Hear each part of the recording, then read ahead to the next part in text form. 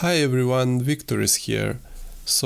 I've been looking on my sketchbook shelf and found this sketchbook I started in 2020 in August, so almost 2 years. I tend to sketch on multiple sketchbooks. I'm not comfortable with this and I'm trying to finish them, but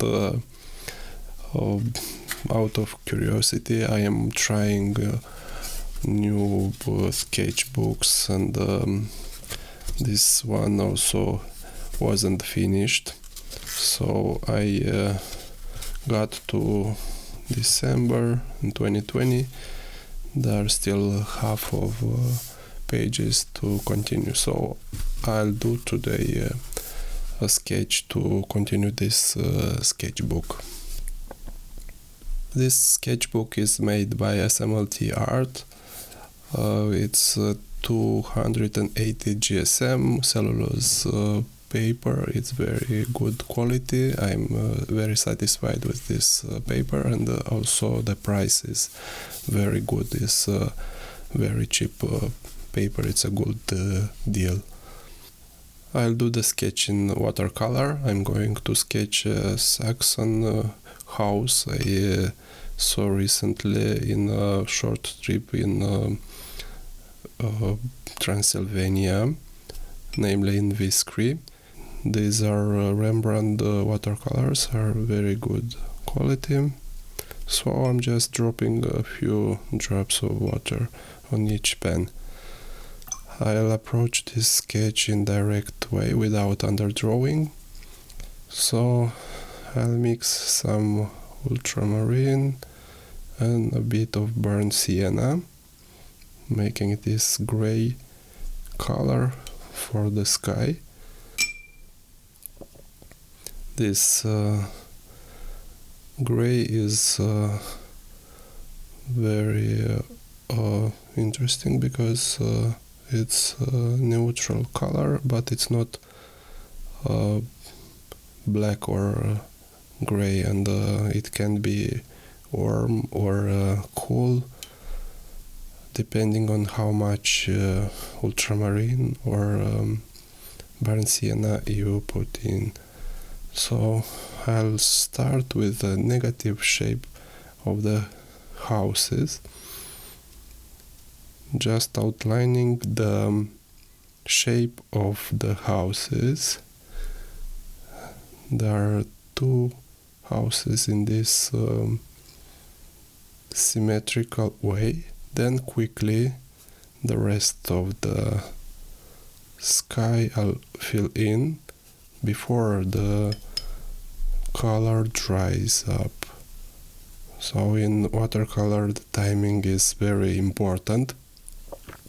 You just need to move quickly before it dries, otherwise there are some unwanted effects as dead edges or dried edges that can be seen on the edges of where the paint dried already. Now moving beneath the house, I leave the houses white for the moment, and I'll move to the beneath part where there is some green grass. I'll do this also in negative shape, leaving the houses white, and this pathway I'm moving quickly. This is a quick sketch. Now I'll start to outline the houses with this yellow ochre.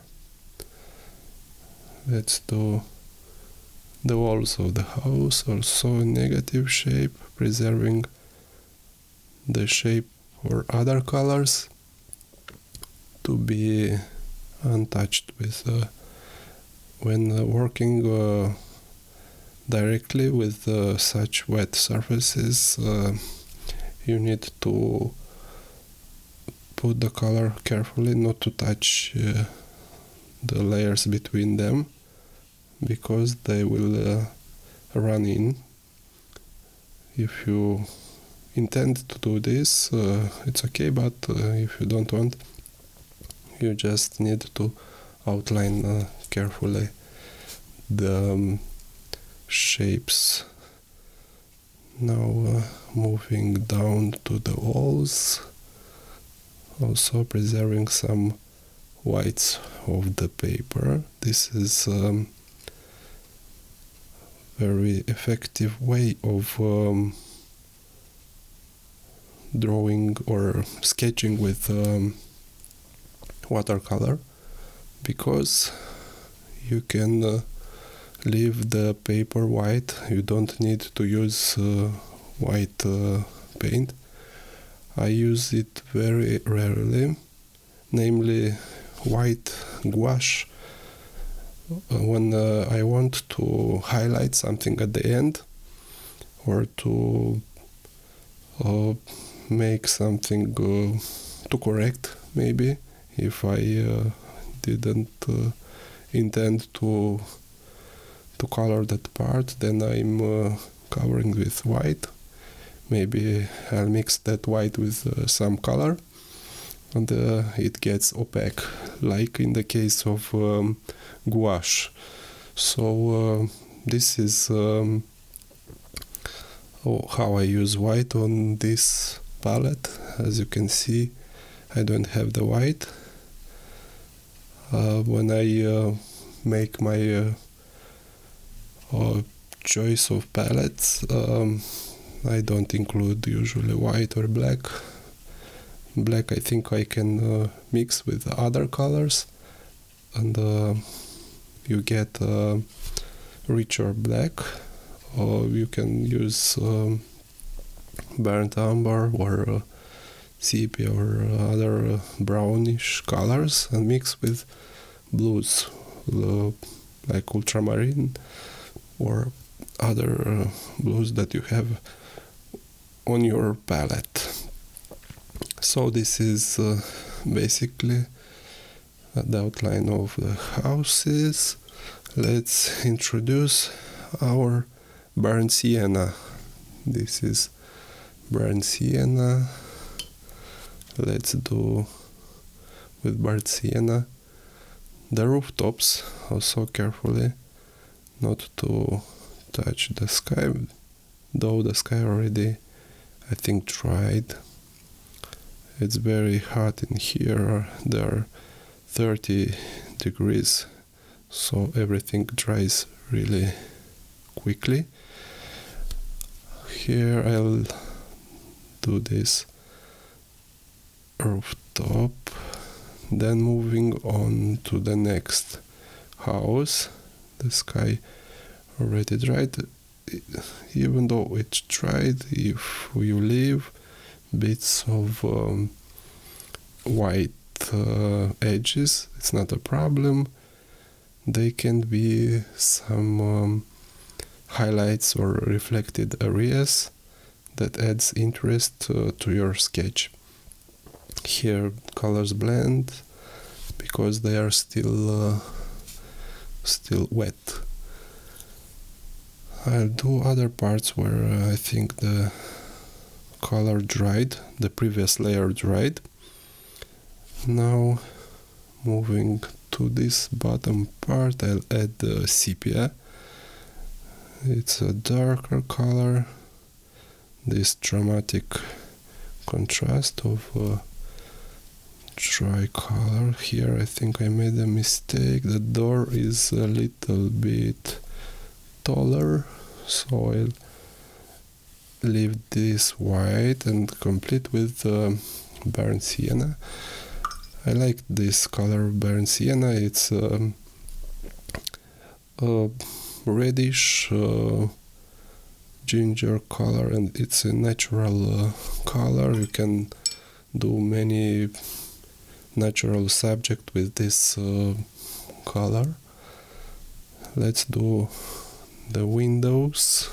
Let's try to do here already dried, so you can work simultaneously before the whole layer dried. You just need to observe where the paint already dried.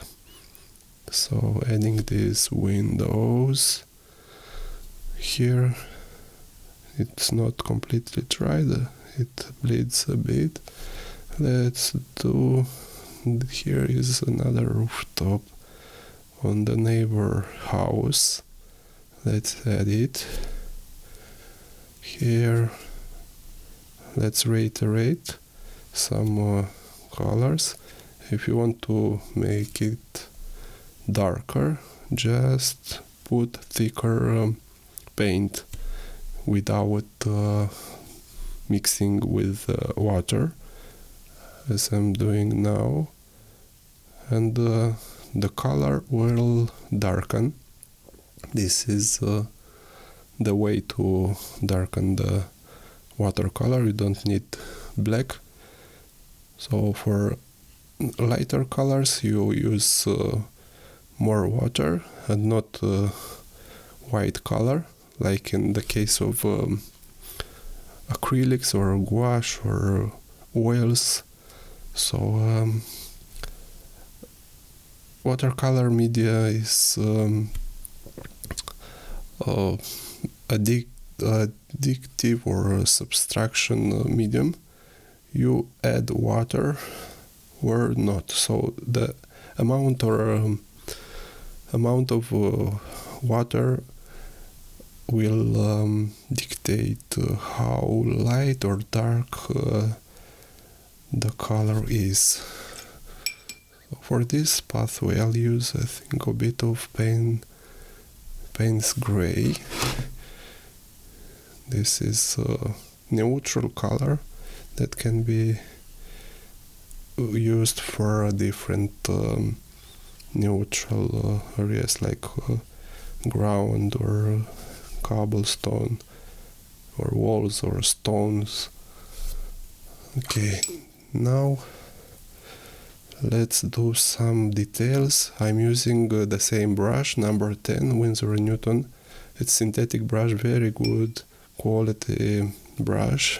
When you use a brush for watercolor, you need to pay attention that that brush will hold a lot of water, so this brush does.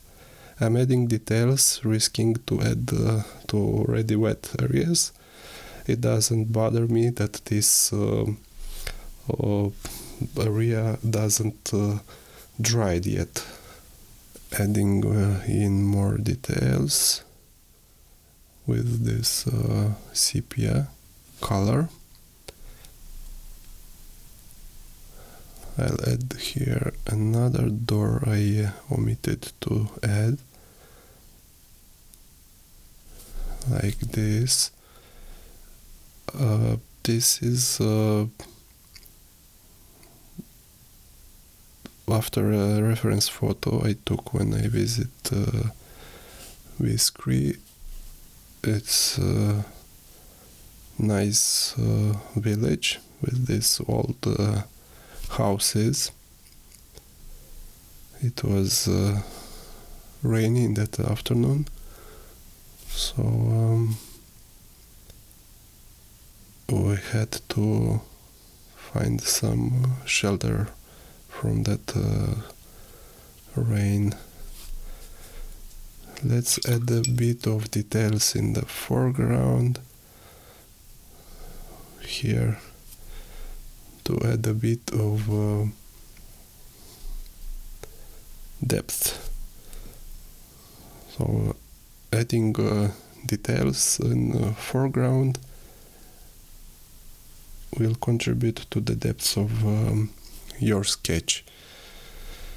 Now I think I'll add the final details with this thick sepia with the tip of the brush, let's add some, I think here a few poles, a few maybe branches, and to add depth and shadow in some parts.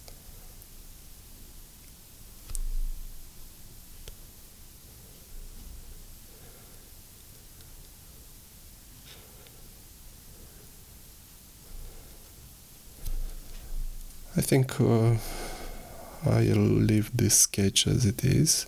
It's a quick sketch.